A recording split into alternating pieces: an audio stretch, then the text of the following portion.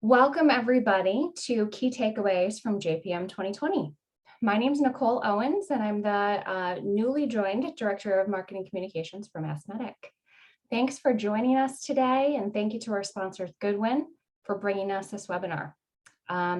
Just a quick housekeeping note, if you have any questions, we are going to set aside time at the end.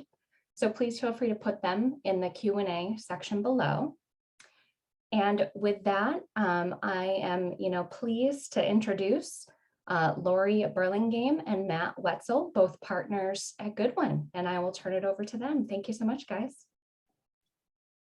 Well, thank you so much for the time today. Good morning, good afternoon. My name is Matt Wetzel. I'm a healthcare partner at Goodwin Procter, and my partner Lori Burlingame and I are thrilled to have the chance to present to you today. We want to share with you some of the trends, insights, and lessons learned during this year's JP Morgan conference. Much of what we plan to share with you comes from some materials and insights that we had the good fortune of presenting during our healthcare session at a third annual Goodwin and KPMG symposium that we held earlier this month during the JP Morgan conference. Before we get started, I thought we could introduce ourselves here. I'm a healthcare lawyer with almost 20 years of experience representing life sciences companies, providers, medical device companies, and others on a variety of healthcare, legal, and regulatory issues. Much of my experience has been in-house. I served most recently as the Chief Compliance Officer of the Silicon Valley cancer testing startup called Grail, and previously as the Deputy General Counsel at AdvaMed. I also spent time in senior legal roles at Boston Scientific, and I currently chair the American Health Law Association's Fraud and Abuse Practice Group. It's also my very distinct honor to chair the AdvaMed Pride Leadership Network, which is the first ever LGBTQ diversity and inclusion initiative for the medical device and diagnostics industry. Lori? Thanks so much, Matt. Good morning, good afternoon. I don't think it's evening for anyone yet, but in case it is, I don't know, my time's a little messed up, with being in home all the time, but it's nice to be here. And also, as Matt said, very much looking forward to going over some of the highlights from JPM and also from our own symposium. I am a partner on the corporate side, so I do a lot of work with corporate formations all the way through corporate exits. So you can see me doing anything from forming a company one day to doing a merger and acquisition the next day. Private, I've done a ton of VC financing rounds, IPOs, SPAC transactions in the past year. I've even done some licensing, and I do it across the life science sector. So whether it be biopharmaceuticals, med tech, life science materials. So I've done all sorts of things like that. I'm a homegrown Goodwinner, so I started my career at Goodwin and have been here for the past 15 years, I guess, already. Somehow time seems to fly. But as Matt said, we are hopeful that you'll have some questions in the end for us. So please feel free to save those and ask us at the end of the presentation. I also would just like to note that you're not giving any legal advice during this presentation. We are just giving updates based on our attendance at certain events and our own legal knowledge of the industry.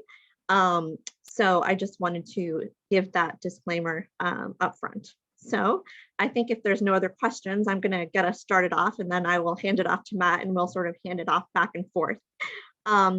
So I think one of the biggest takeaways from the JP Morgan conference healthcare a few weeks ago was that there wasn't a whole deal of large M&A transactions that were announced leading up to the conference, whereas in some past years, we've seen some very large transactions that were announced going into it.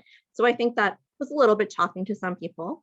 But one thing we did see a ton of was talk of collaborations, licensing, and partnership agreements, something that we have a ton of experience with at Goodwin. And so one of the interesting things was on day one of the conference, for example, there were 9 major collaboration and licensing transactions that were announced. And then in the second and third and fourth days, there were also subsequent collaborations and licensing partnership transactions that were announced. So it was pretty exciting. I know that we worked on a few of them. Collaboration sort of ran the gamut from a whole bunch of different fields. It covered things such as gene editing, immuno-oncology, neuroscience, and even machine learning and artificial intelligence. So there were a lot of different areas that were covered throughout these collaborations. These collaborations had various size upfront payments, and a lot of them had huge back-end biobucks. So the potential, if you hit milestones or end up with products that end up getting sold, royalties. So as you would expect for these type of transactions. So I just wanted to go over some of the more notable ones that were announced during the JPM week. Probably the first one that we saw announced was Bayer.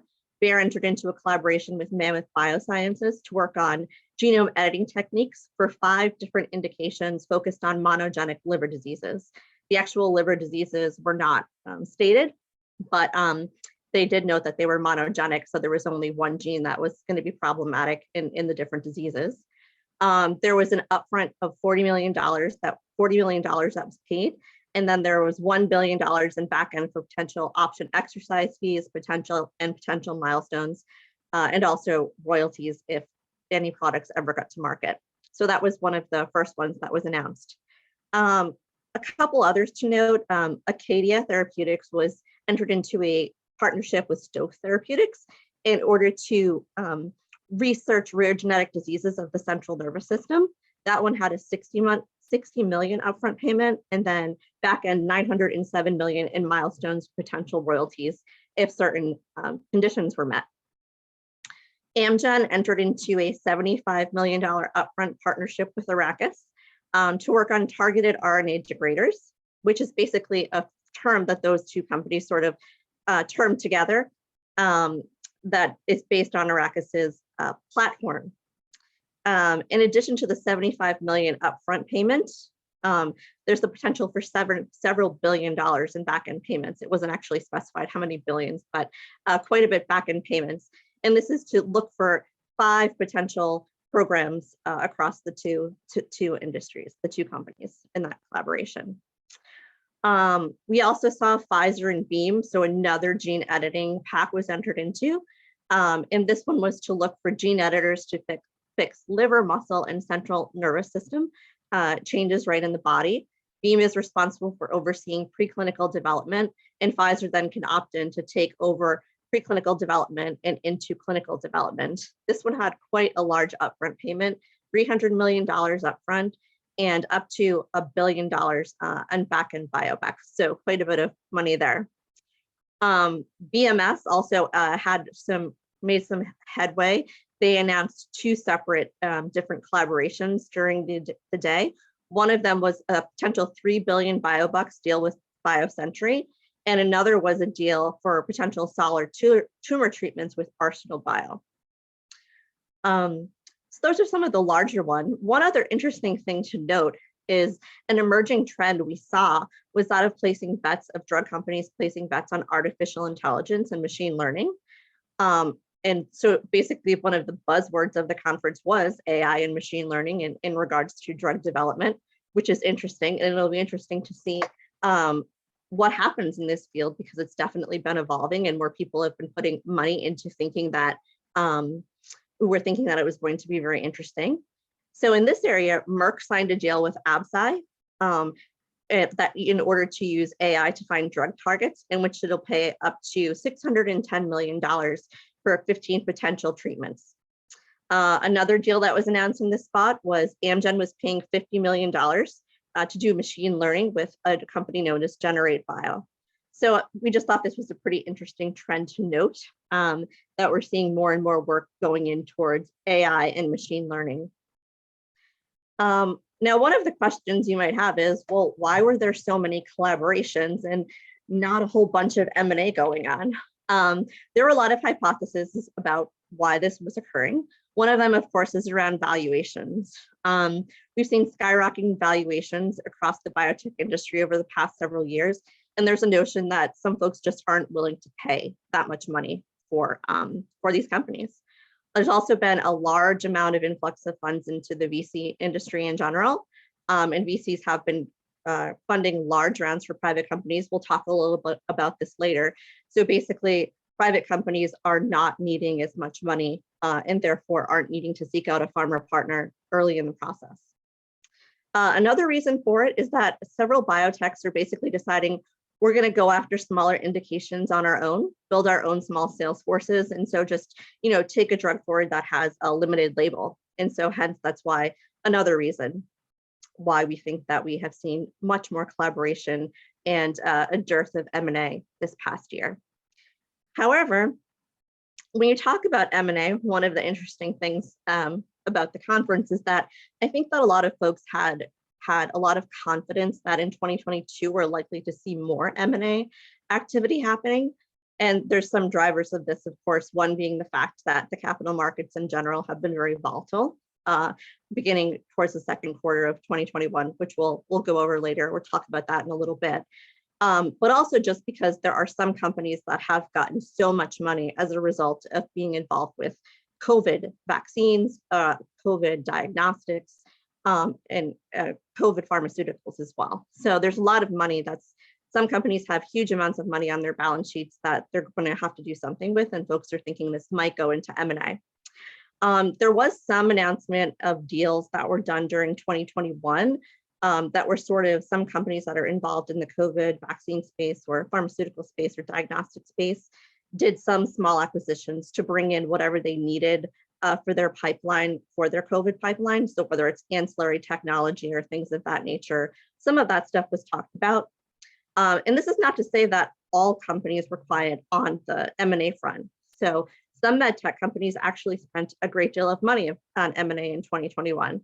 For example, Thermo Fisher announced that it spent $24 billion on M&A, most of it coming through its acquisition of the contract research organization, PPG.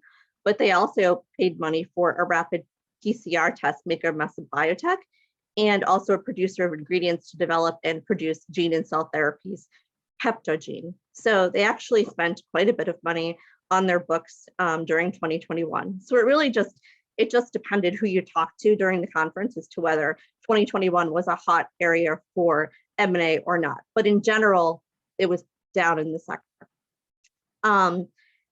Some folks, as I said, were talking about doing more M&A in 2022. So for example, J&J actually talked that it was going to be very active on the acquisition side. As you probably heard, J&J is pruning off its consumer healthcare division and spinning it off in 2023. And they're going to start to focus more on their other verticals.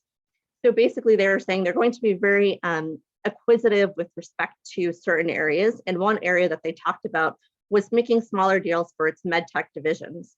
And they're looking to identify products that will complement its portfolio and put them in the higher growth segment market that they're not in today. So their CEO specifically mentioned that in their J&J presentation. In addition to the driver of the fact that certain people have a lot of cash on their balance sheets, there's also potentially a lot of targets out there because although some companies are doing very well, have done very well through COVID and evolving to the trend, there are some companies that are not doing well. And so there are a lot of companies, public and private, that are struggling to make funds right now. So it's thought there are going to be a lot of targets that are available at a price that is potentially lower than what they may be worth. And there should be some good values out there. For example, one thing that we had heard is that there's likely to be more consolidation within the healthcare industry itself, as certain healthcare providers have in fact struggled during COVID. And there could potentially lead to further consolidation, larger and larger healthcare provider systems out there. Another driver is just the regulatory environment in general. So there are a lot of changes. We had change in the White House this year, different policies going in different ways. And there also has been a bit more scrutiny that's been placed on mergers and acquisition by regulatory agencies, including the FTC. So antitrust review has been quite interesting and important, and our firm does a lot of work on that side. And I'm actually going to turn it over now to Matt, who's going to talk to you a little bit about antitrust concerns. Thank you so much, Lori. Really appreciate it. And, we had a great opportunity during the JP Morgan conference to present on a variety of topics. As Lori mentioned, you heard her mention an expectation that we'll see likely more M&A this year, especially given the limitations in the capital markets and the lucrative potential for arrangements with companies that have built COVID tests or treatment. You also heard Lori mention a potential expectation for more healthcare provider consolidation. And of course, when we think of M&A, top of mind for many of us in the heavily active tech and life sciences space is the federal government's increased exercise of its authority to review and block corporate transactions. Even before the Biden administration, the FTC had increased its scrutiny of life sciences transactions. You'll recall AbbVie and Allergan, BMS and Celgene, Roche and Spark, and of course, the Illumina transactions, both with Pacific Bio and my former employer, Grail. These are all examples of heightened antitrust enforcement in the past 3 to 4 years. Notably, however, the Democratic commissioners Chopra and Slaughter have sought even more aggressive enforcement. We see the Biden administration encouraging the FTC to be more aggressive. For example, the FTC created a multilateral pharmaceutical merger review task force with DOJ, EC, UK's Competition and Markets Authority, and the Canadian Competition Bureau. One of the express goals is to explore theories of harm that enforcement agencies should consider when evaluating pharmaceutical mergers. President Biden also appointed Linda Khan as the new commissioner and designated her as chair of the FTC. Khan is a former academic with strong connections in congressional efforts for revised antitrust legislation and has been a vocal critic of past antitrust enforcement efforts as being insufficient or inadequate. Last summer, the president also issued a sweeping executive order instructing the FTC and DOJ to get more aggressive on antitrust enforcement. And the FTC and DOJ recently announced a broader effort to revise their merger guidelines to, quote, strengthen enforcement against illegal mergers, end quote. More specifically, on January 18th, FTC Chair Khan and head of the DOJ Antitrust Division, Jonathan Cantor, who are both, of course, well-known critics of various aspects of technology-related industries, announced this joint public inquiry aimed at revising the guidelines. Agencies use these guidelines, as you know, as an analytical framework for determining whether mergers and acquisitions are actually likely to result in anti-competitive effects. There is a general expectation, therefore, that the FTC and DOJ will continue to challenge more life sciences deals and will do so in coordination with other competition agencies from other jurisdictions as we move forward. And of course, anecdotally, what we're hearing from our colleagues on our Goodwin antitrust team is that many folks are saying investigations are getting a little bit more rigorous. And of course, we're updating and following these issues on a regular basis.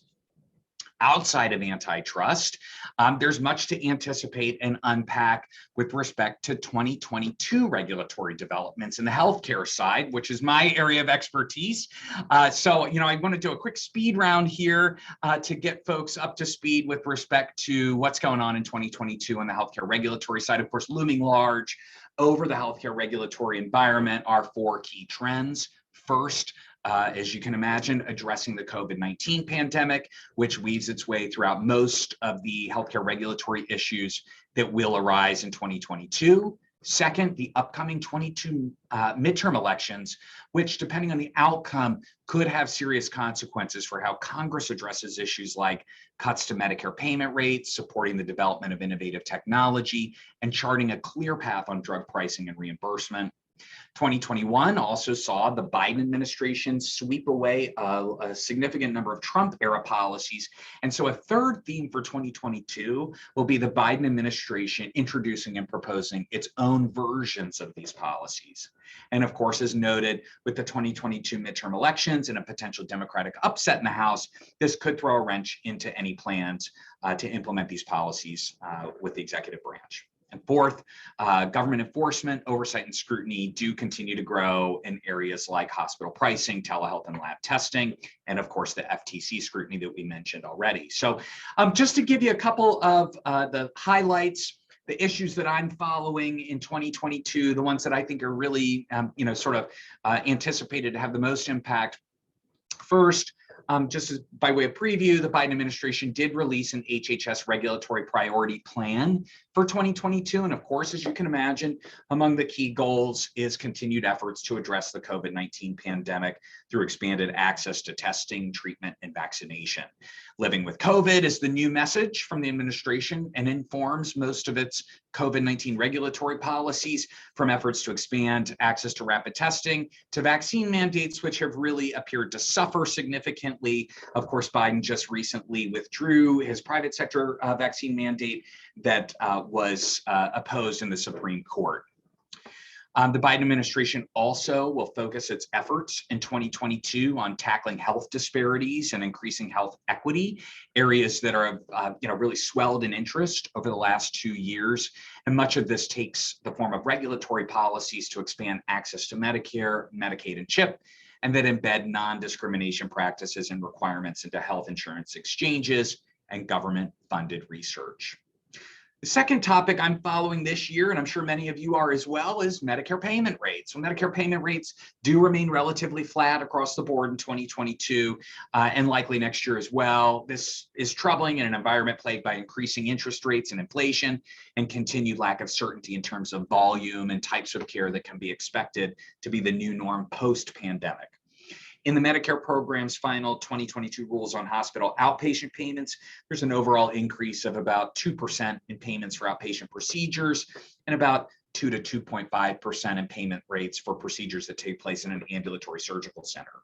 Notably, instead of looking at 2020 rates to set payments for this year, which would have been its usual course of action, CMS used its 2019 rates, observing that 2020 would not be reflective or a good estimation or approximation of services for 2022, given the impact of COVID-19. So given that logic, we can likely expect the same for 2023. And Medicare payments for physicians also remain flat in 2022, with most specialists seeing about a 1% increase or decrease in payment rates. Some specialties, interventional radiology and vascular surgery, for example, are seeing about a 5% reduction in payment for 2022. Of course, as is regularly the case, Congress did have to step in at the end of 2021 to pass legislation that would have prevented physician payment rates under Medicare from dropping further due to the expiration of previous congressional measures. These fixes do serve to beef up the Medicare payment system, but will start to phase out at the end of March of this year, and additional congressional action may be required to preserve even those flat rates moving forward. We do expect to see some sort of end-of-year legislative action or Medicare bill that will address potential 2023 cuts, but the breadth and details of that kind of bill will look very, very different depending on the outcome of the 2022 midterm elections. Third, turning to some various controversies around Medicare pricing for pharmaceuticals and Medicare coverage of pharmaceuticals. At the end of December, CMS rescinded a Trump-era policy that would have capped Medicare payment for certain drugs at the lowest price paid by other wealthy countries, known as the most favored nation model. This rule had been previously blocked by a federal court from taking effect and is now over. The rule was universally opposed by hospitals, providers, and drug companies, who all asserted it would harm access to drugs and limit the ability of patients to gain access to their much needed prescription products. The Build Back Better plan, sometimes seems like it might, re-emerge here. Might not be just quite dead yet, but it is unclear whether any revived version of that centerpiece legislation will emerge this year, and whether it will include some of the drug-related aspects that were in the original version. For example, the original plan would have allowed the federal government to negotiate prices for high-cost drugs under Medicare Part D, would have allowed or required rather the payment of inflation-based rebates to the government for certain Medicare-covered drugs, and it would have capped out-of-pocket spending for Part D enrollees. And of course, in that continuing trend we talked about at the top of the session here, the legislation would have also put an end to the Trump-era rule that would ban drug makers from paying rebates to pharmacy benefit managers or health sponsors. In addition, we can expect, and saw this in the Biden regulatory agenda, a rule to address the 340B pharmaceutical pricing program. As most of you know, the 340B program mandates that drug companies sell certain of their products at deep discounts to qualifying healthcare facilities that serve particularly vulnerable patient populations.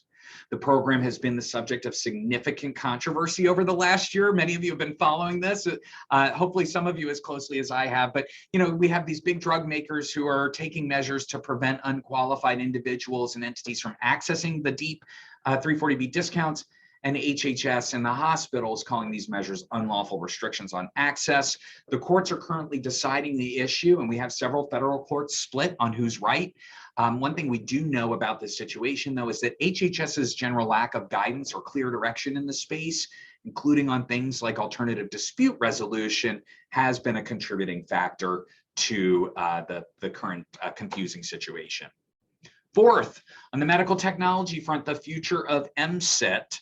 Of course, for years, those of us in the medical device industry have talked about that delay between FDA approval of a new device or diagnostic test or a new indication and the Medicare program's agreement to pay for procedures that use that product. Of course, that delay, that lag time, certainly requires Medicare patients at least to have to wait for access to advanced technology. As most of you know, at the end of 2021, CMS officially repealed, again, and that trend we talked about, CMS repealed the Trump era rule, Medicare coverage for innovative technology, or MCIT.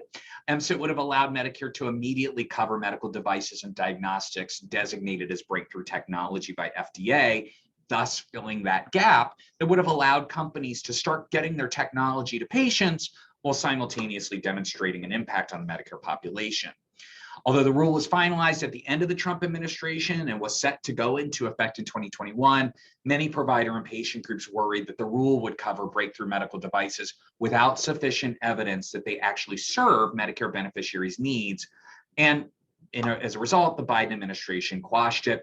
But it has the Biden administration has indicated in its HHS 2022 regulatory plan that it will release its own version of the MCIT rule later this year in October 2022. Why does it matter? Why am I following it? Well, as we'll hear later today, the medtech industry is an industry in flux, and as innovation advances at the speed of light, we do worry about whether some of these government policies on coverage of advanced technology can keep pace with rapid changes. Expanding Medicare coverage of telehealth. This is the fifth issue I'm watching this year. In the pre-pandemic age, as most of you know, Medicare only covered the delivery of care via telehealth in very limited circumstances. Ordinarily, only patients that qualify for telehealth coverage have to be based in certain locations, rural locations. They have to go to certain healthcare facilities in order to undertake the telehealth services. There are requirements for synchronous audio-video communications and requirements about which healthcare practitioners can furnish Medicare-covered telehealth services. In short, Medicare simply did not pay for telehealth services just because the patient was at home. There were tight coverage standards that have to be met. Of course, in 2020, CMS waived these restrictions on covering telehealth. The thinking being here, of course, that keeping patients safe from exposure to COVID would be a justifiable reason to do that. And all of this time, many of these telehealth coverage requirements have been loosened. The end of 2021, CMS did permanently expand coverage for telehealth, but only in certain areas. Remote electrocardiogram monitoring, for example, some mental health services. We've seen some efforts from Congress to permanently relax CMS's standards for telehealth, and to the extent the public health emergency continues or creeps towards a close this year, we could perhaps expect to see some additional legislative efforts in this way. If the public health emergency does end, and there is no legislative mandate for CMS to continue with expanded telehealth coverage, we could see a return to pre-pandemic standards, with CMS once again tightening its belt on telehealth. Why does it matter? Why am I following this? Well, many of our clients depend on telehealth technology. Many of our clients are in the telehealth space. Many of you engage with telehealth on a daily basis, and where Medicare goes, the private payers follow. Private payers do actually seem to be leading in this area and have been able to move a little bit more quickly and adopt perhaps what we could call some more user-friendly telehealth coverage than Medicare, but it's always important to know where the government stands here. We can also expect the government to take a greater interest in how its dollars are spent if it expands coverage, and this means more audits and more investigations. We've already seen the DOJ cracking down on the use of telehealth as a tool for traditional Medicare fraudsters over the past few years, and if telehealth coverage expands, we can expect to see more of that. Finally, a couple of miscellaneous areas that I'm following this year to share with you. First, some new rules from HHS addressing health information technology that go into effect this year, including some regulations that prohibit practices that amount to information blocking and that mandate the interoperability of health IT. We will also see continued scrutiny and requirements on hospitals to disclose their pricing for patient care items and services. And as scrutiny on what hospitals charge patients increases, we can anticipate more questions about what hospitals pay. So more to come here, and certainly that could have some downstream impacts about commercial relationships with hospitals. Finally, last but certainly not least, at the end of December 2021, we did see a group of emergency medical physicians file suit in California, alleging that private equity ownership of emergency medicine staffing companies that contract with California health systems is a violation of that state's corporate practice of medicine laws. The suit alleged that the PE firm at issue has engaged in paying kickbacks, and a decision in this case could have an impact on how healthcare deals are structured. It's very young in the jurisprudence. This case was just filed a few weeks ago, as I mentioned, so we're still following it, and a lot remains to be seen, but something to keep an eye on in 2022. So in short, from a healthcare regulatory perspective, we do have an exciting and somewhat unpredictable year ahead. We've got the Biden administration introducing analogs to previously rescinded Trump-era policies, including hopefully providing some direction on complicated regulatory requirements like the 340B drug pricing program, negotiating Part D drug prices, and Medicare coverage of advanced innovative technology. We'll see flat Medicare payments this year without a lot of relief in sight. And of course, the potential for the midterm elections to change the environment and to change the government's course on telehealth coverage. And frankly, all of these healthcare policies remains to be seen. Let me turn it back over to Lori now to share some more updates on the capital markets and corporate side. Thanks so much, Matt. Exciting presentation on healthcare regulatory as always. I know it's a lot to pack in a short amount of time. So now I wanted to turn it over to the capital markets. As you know, the capital markets have been very active in 2021 across the healthcare life sciences sector. However, they've also been very volatile, starting from the second quarter of 2021 into today. As you can see, there's been huge stock movements and huge stock prices for a lot of companies over the past several months, leading some people to suggest we're in a bear market. Some people think we might still be in a bull market. Really depends on who you talk to. Interestingly, the healthcare market in general has underperformed the Standard & Poor's 500 last year in 2021 for the third straight year in a row. And basically, it's been dragged down by broad sell-offs in both digital health and biotech. The volatility in the stock market, particularly for healthcare stocks, has been huge, especially in the second half, starting in the second half of last year, with several stocks moving greater than $500 million in volume just on the announcement of certain data, basically not hitting certain events or on acquisition data. So it's been very interesting to see that tracking. Just looking in the fourth quarter, there were probably about 25 different companies that had stock movements of that great. 2021 was a watershed year for IPOs, basically in the biotech and healthcare sector, up in amount over 2020. But interestingly, follow-on offerings for companies were down compared to 2020, which was a high year for follow-on offerings, suggesting that we have a large number of companies that are getting out into the capital markets, but potentially there's some that are struggling to find follow-on funds that they need to keep going and keep sustaining. An interesting note about the IPO market is that in Q1, IPOs were generally pricing at or above the high end of their range in the healthcare biotech sector. But by Q4, 44% of IPOs were pricing in the low end of the range or outside of their price range in order to get out into the market. And we saw the number of IPOs that we saw in Q1 and Q2 by themselves were more than we saw in Q4 and Q3 and Q4 combined in 2021. So it's been a very volatile sector in general. The other thing that we saw with the capital markets is that they're sort of emerged although we've had this path a long time, now only coming to healthcare, med tech, biotech, we start to see the inclusion of the SPAC market, so the special purpose acquisition corporations. They've been around for a long period of time. Some years they do better than others, but it is sort of a new to sort of healthcare folks, med tech, digital health, biotech folks, but huge number of SPACs actually closed IPOs in 2020 and in 2021. And then we saw a great deal of de-SPAC happening in the healthcare sector during 2021. So interestingly, what it led to is that instead of having people think of a two-part liquidation pathway, either through a merger or an acquisition or an IPO, there seemed to become a third pathway for getting liquidity and getting out of company: IPO, mergers and acquisition, or special purpose acquisition corp. So very, very interesting. And that market itself actually has evolved tremendously during the year, lots and lots to keep up with. During the beginning of the year, it was fairly easy to get a SPAC done at quite high valuations and to get what's called a PIPE done with the SPAC.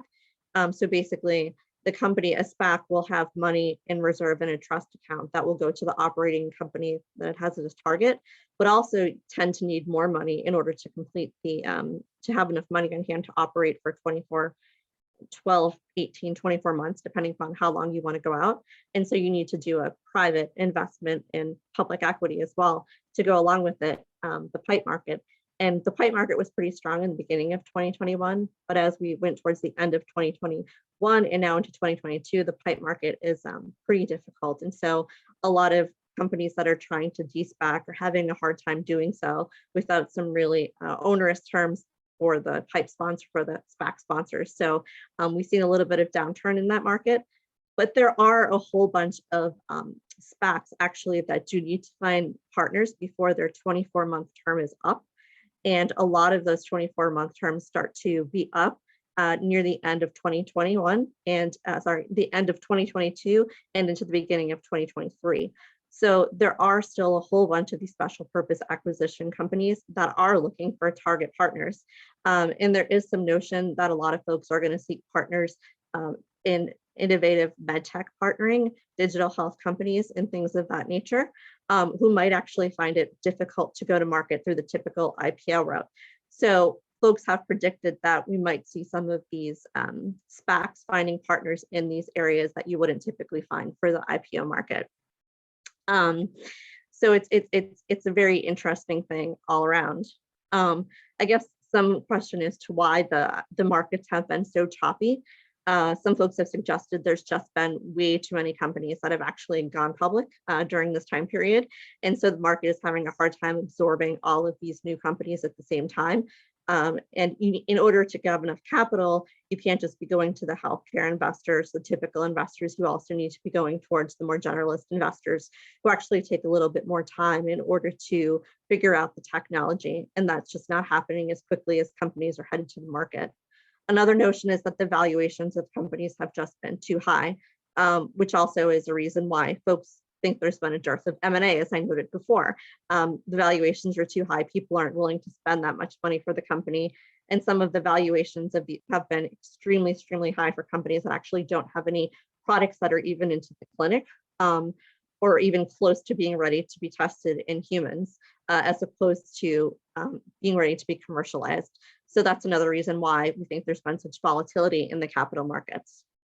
Some people think that the emergence of the SPAC market, though, has made things a lot more interesting. Like I said, there's now three pathways to potentially get out, liquidating pathways for folks.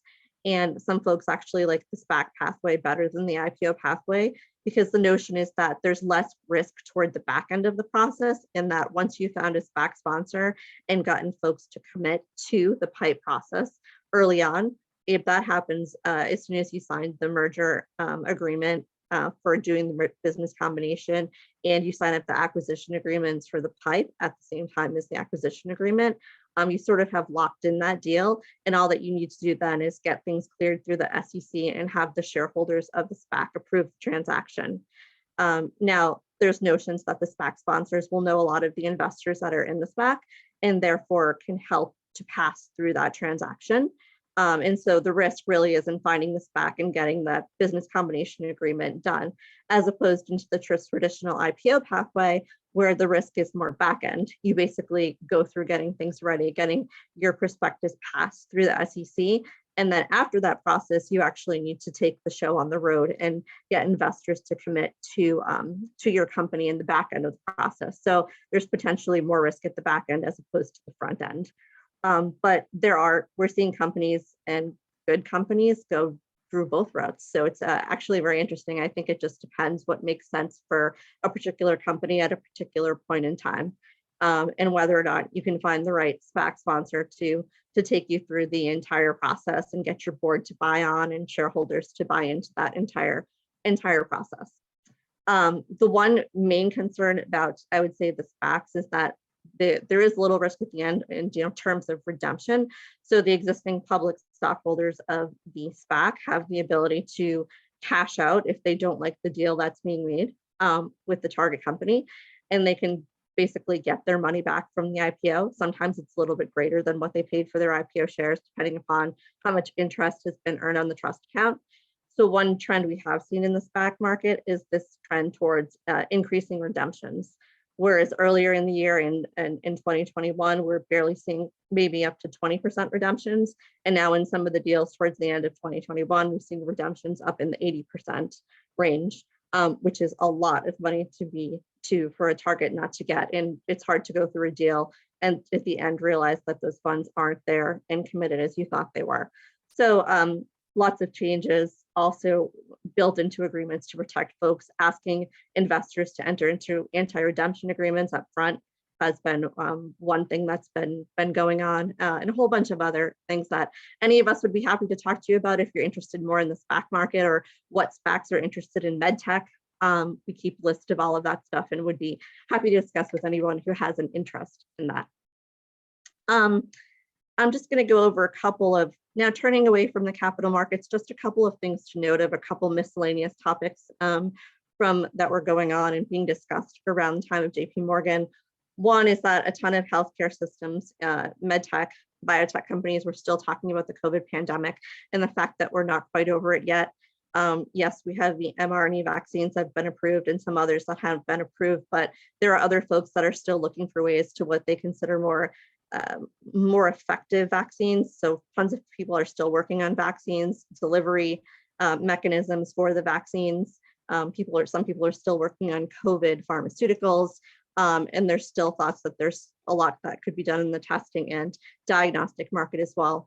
So we expect to see a lot done, continue of action in the COVID market, particularly in emerging markets. As you know, there's been shortage of vaccines in a lot of markets, and some companies are specifically targeting emerging markets as places where they can go in order to build their COVID franchises. Also, one thing to note, there were large amounts of, as I mentioned earlier, large amount of VC funding that happened, a lot of private dollars into companies. And what we saw was, I would say, we saw the explosion of the mega round. So there were some companies that were raising up to $700 million in a private VC round, which were things that, we hadn't seen such large rounds in a long period of time. And in 2021, we saw numerous companies that had rounds that were huge, between $700 and $500 million, $400 million.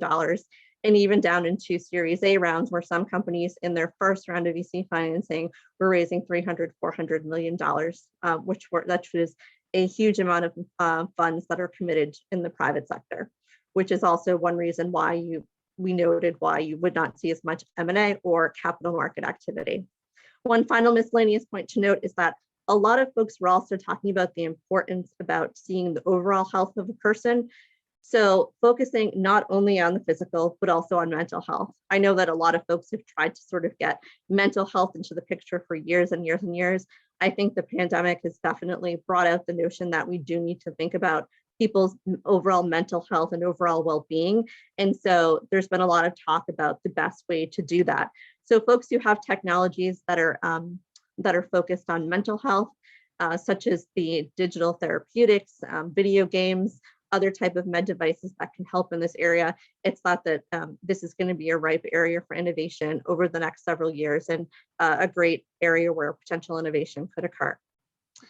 One final thing about this upcoming year is that there are some companies, as I noted, that aren't doing well. So it'll be interesting to see if this is another year where we see a lot of reverse mergers or bankruptcies, where some of these companies are going to go that just have no place to go to find any more money, or folks who are unwilling to back them. So I know we've actually been busy at the beginning of 2022 with companies that are seeking bankruptcy advice or advice on how to combine with other companies, whether directly in their sector or in another sector, in order to eke out some value for their shareholders while they still can.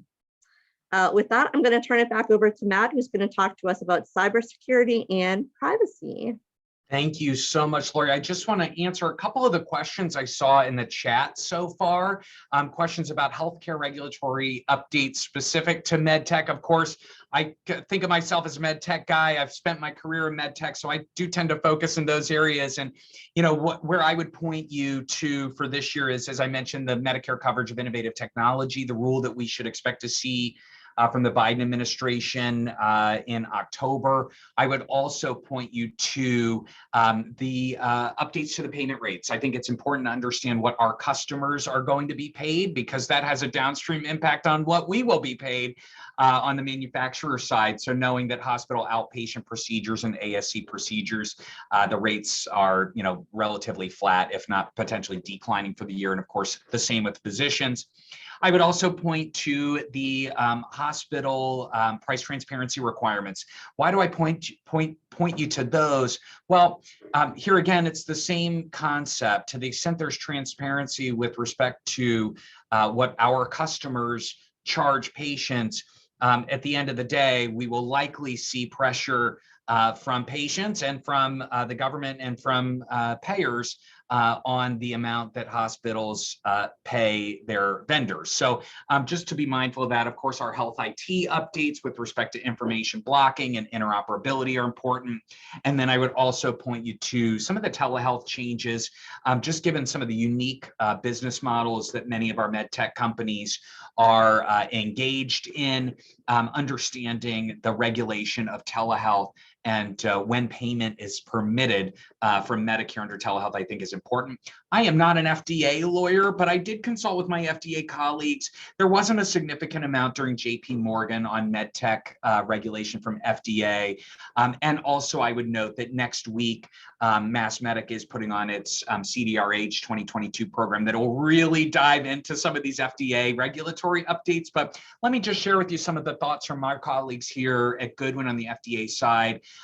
The FDA Center for Devices and Radiological Health did publish its annual plan for releasing its final and proposed guidance for 2022. Some of the expectations for this year, we're likely to see a proposed rule harmonizing the quality system regulation with ISO 13485. I think that might be published this year. We are likely to see a continued focus on lab developed tests, LDTs, and providing a clearer regulatory framework there. Of course, again, and that trend we talked about before, last year the focus was on derailing Trump administration policies. This year it's about issuing Biden analogs. So we should see some movement there. We might also see some legislative action from Congress on the topic, but again, the midterm elections will have an impact on Congress's scope and willingness to engage in those discussions. We also think that FDA will continue its focus on digital health products and especially clinical decision support software. We're expecting to see some guidance there in 2022. And of course, some new guidance from FDA on cybersecurity and potentially even artificial intelligence and machine learning as well, which, as Lori mentioned before, were some of the trends during JP Morgan. Of course, depending on the pandemic and the continuation of the COVID-19 public health emergency, we do anticipate continued use of the emergency use authorization for COVID testing. If you go to the FDA's website, they've already approved a couple of tests already this year in 2022. But we also expect to see more facility inspections coming out of the public health emergency, which of course could raise the potential for more 483 observations and warning letters. And then, of course, last but not least, we can expect that CDRH will continue to devote its resources to the COVID testing reviews, as mentioned.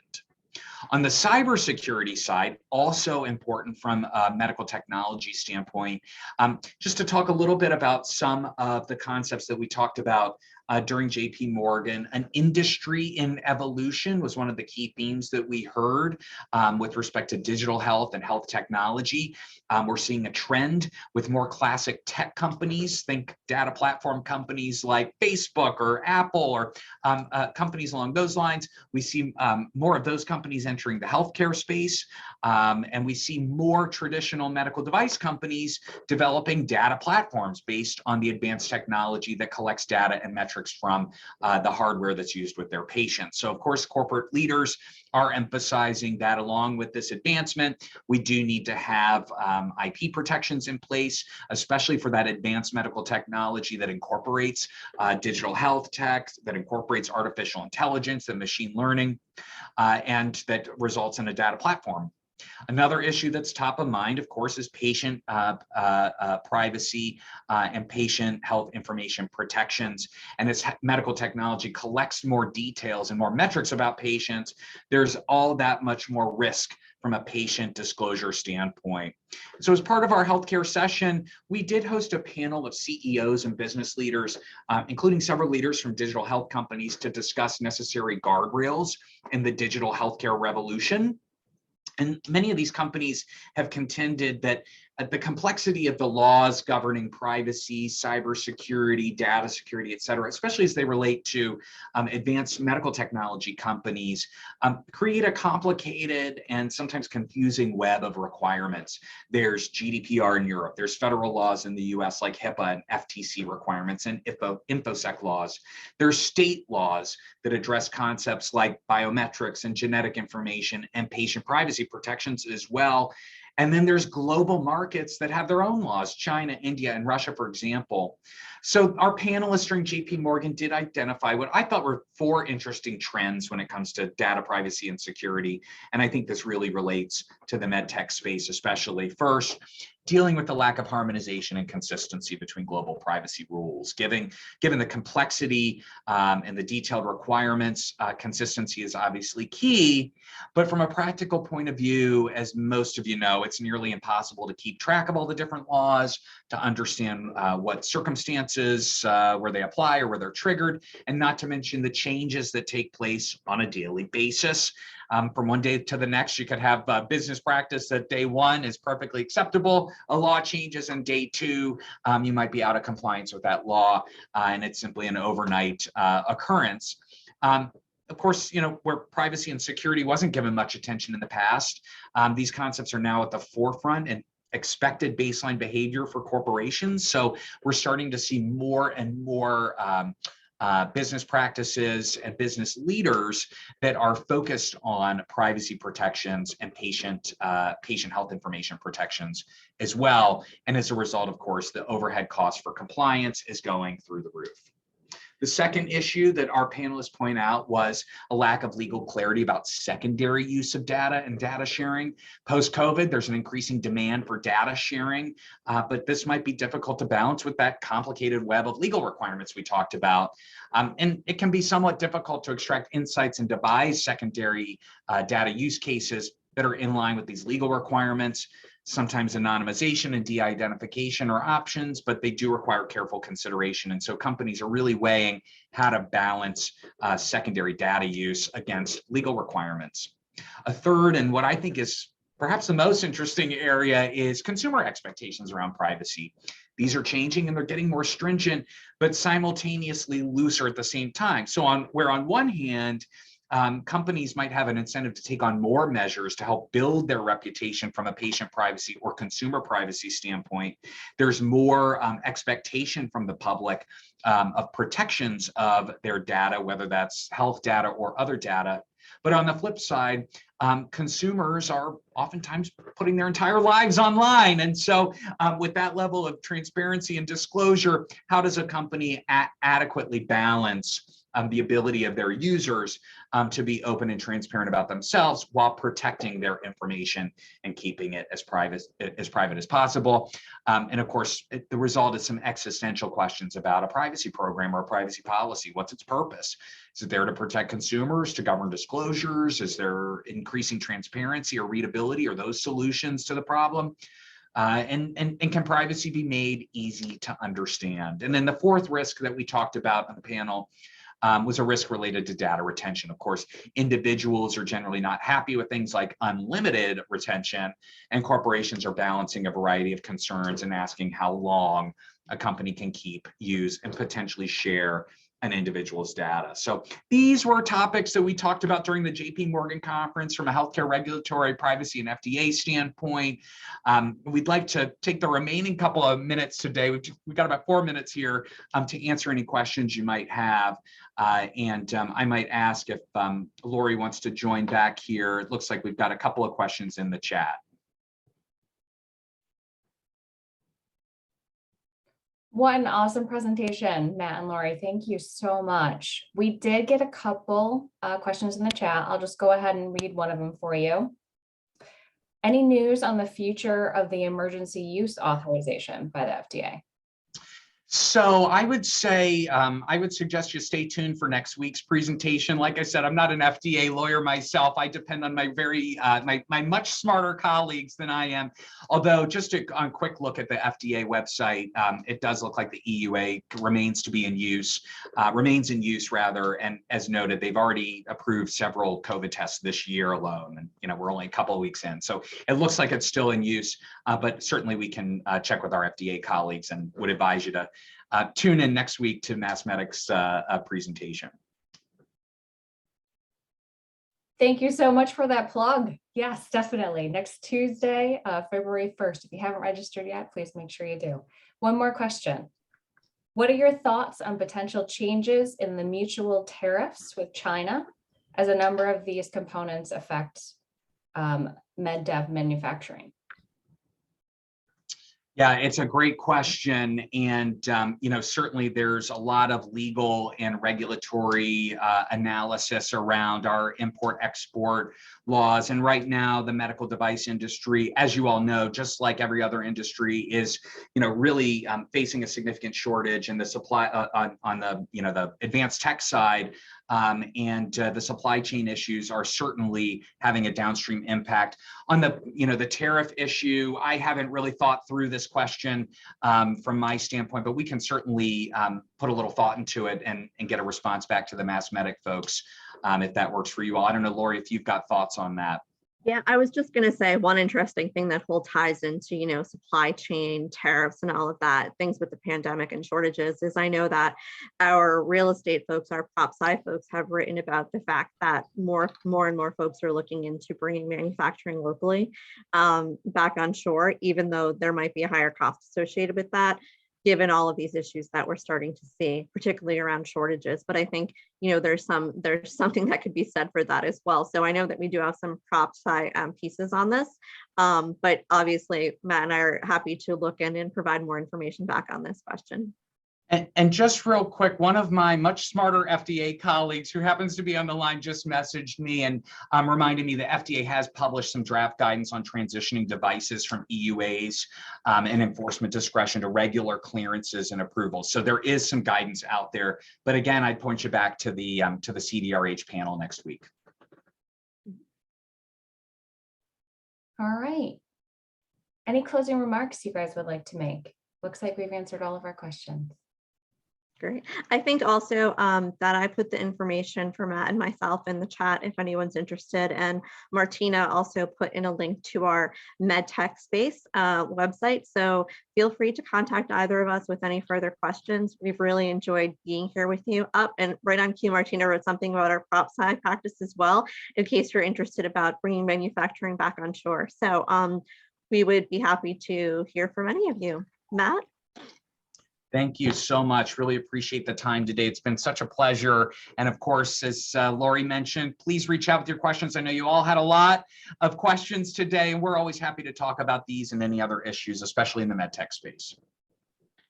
Thank you so much, Lori and Matt. This was a fantastic presentation. Thank you to Goodwin for sponsoring this. And thank you all of you for joining us today. Please make sure you visit massmedic.com for updated events, and we look forward to seeing you soon. Take care. Bye, everyone.